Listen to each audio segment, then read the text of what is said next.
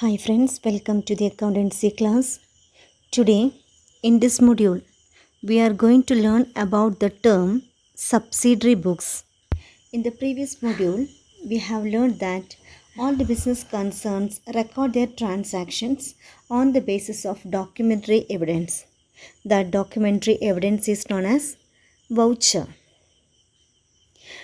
All small business houses record their all transactions in the journal as the only original book of record and post transactions to concerned ledger accounts from journal. Due to industrial and technological revolution, business has become complex and grown in size. It was felt that if all the transactions are recorded in journal, it will be inconvenient to handle journal and time consuming to obtain necessary information. Accounting should have the ability to furnish required information at a glance and should also be convenient to record. For this purpose, journal was subdivided into convenient parts. These convenient parts are named as cash book and subsidiary books. The important subsidiary books are purchase book, sales book, purchase return book, sales return book, bill receivable book, and bills payable book. Every book contains all the information concerning itself and readily furnishes information whenever required. All cash transactions may be recorded in one book, all credit sales transactions in another book, and all credit purchases transactions in yet another book, and so on.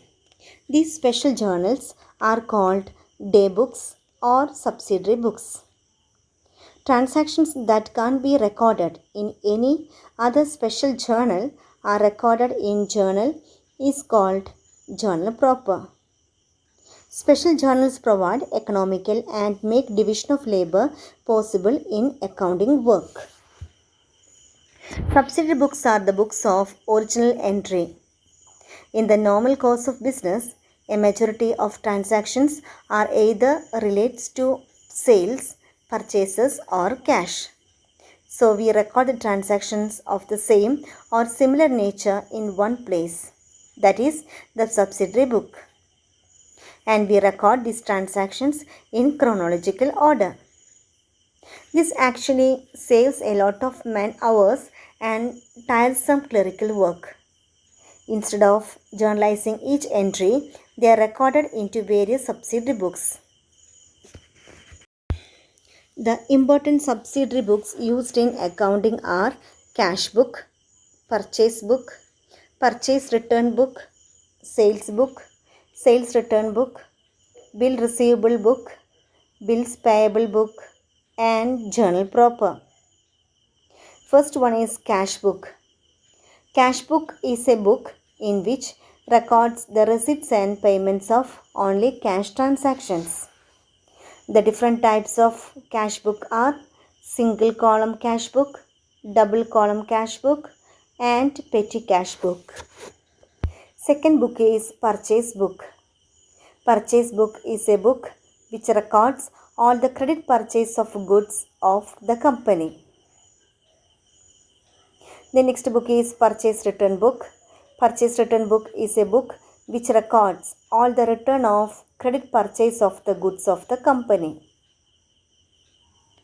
Sales book is a book which records all the credit sales of goods of the company. The next subsidiary book is sales return book. Sales return book is a book which records all the return of credit sales of the goods of the company. Another type of subsidiary book is bill receivable book. Bill receivable book is a book which records all the bill receivable. The next book is bills payable book.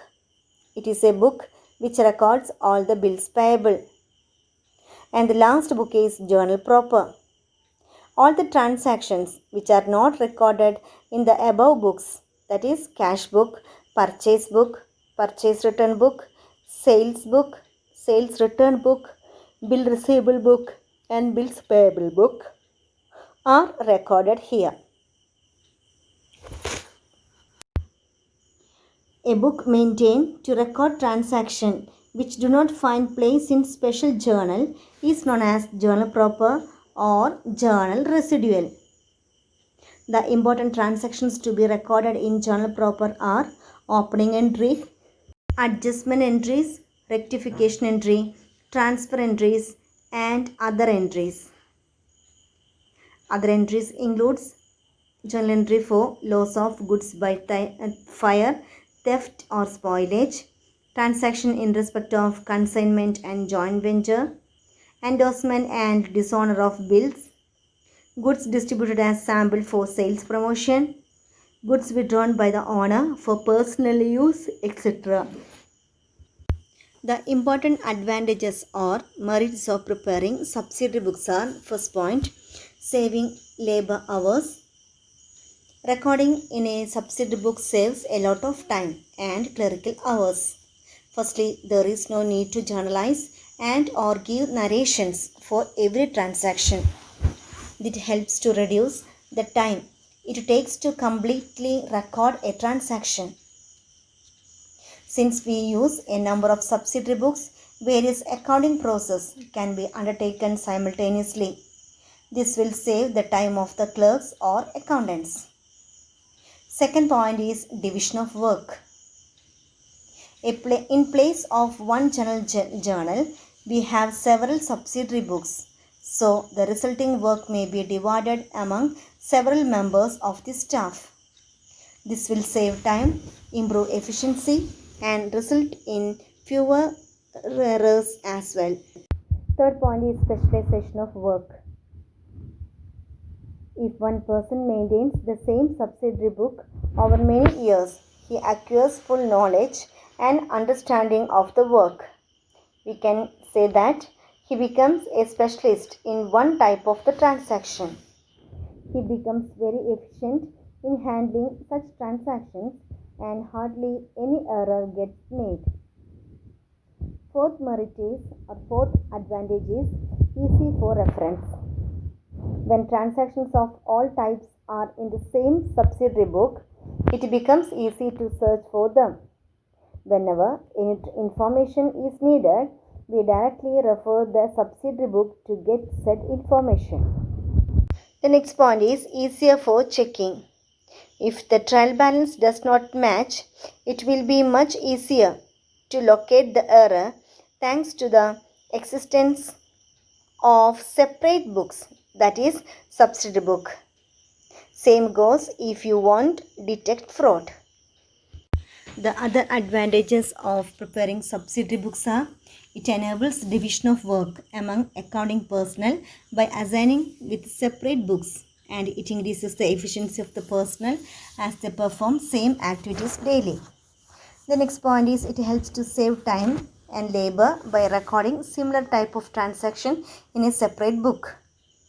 Then third point is it becomes easy to access the detailed information relating to a particular transaction as the transaction relates to one head are recorded in a separate book.